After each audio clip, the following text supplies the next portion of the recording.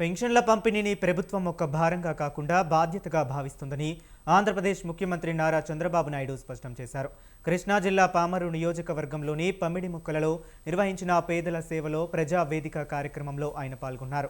ఈ సందర్భంగా పెన్షన్ల పంపిణీతో పాటు పలు అభివృద్ధి పనులపై కీలక వ్యాఖ్యలు చేశారు.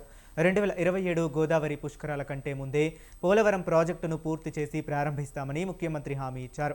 2019లోనే కూటమి ప్రభుత్వం ఉండి ఉంటే పోలవరం ఇప్పటికే పూర్తయ్యేదని అభిప్రాయపడ్డారు. ఈ రోజు నేను చూస్తున్నాను మా పేదవాళ్ళందరిలో. ఈ రోజు నేను వస్తున్నానంటే దారిలో కూడా చూశాను. మీ ఆనందం చూసినప్పుడు నేను పడిన కష్టం మర్చిపోయి ఇంకా గట్టిగా కష్టపడాలనే ఆలోచన మా అందరికి వస్తా ఉంది.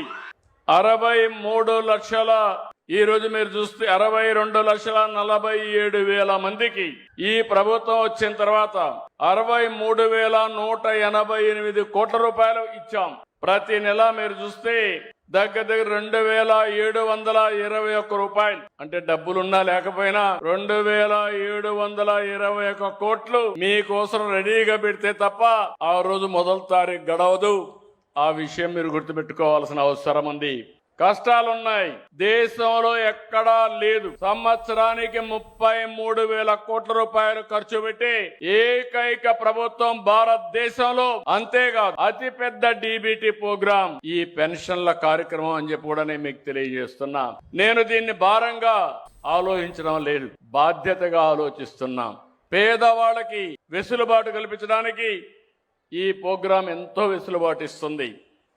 ఉదాహరణకు మీరు చూస్తే 4,000, దివ్యాంగులకు 6,000, కిడ్నీ పేషెంట్లు ఉంటే 10,000, మంచానికి పరిమితమైతే 15,000 మానవతా దృక్పథం ఇచ్చే ఏకైక ప్రభుత్వం ఆంధ్రప్రదేశ్లో ఉండే ఎన్డీఏ ప్రభుత్వం అని చెప్పి కూడా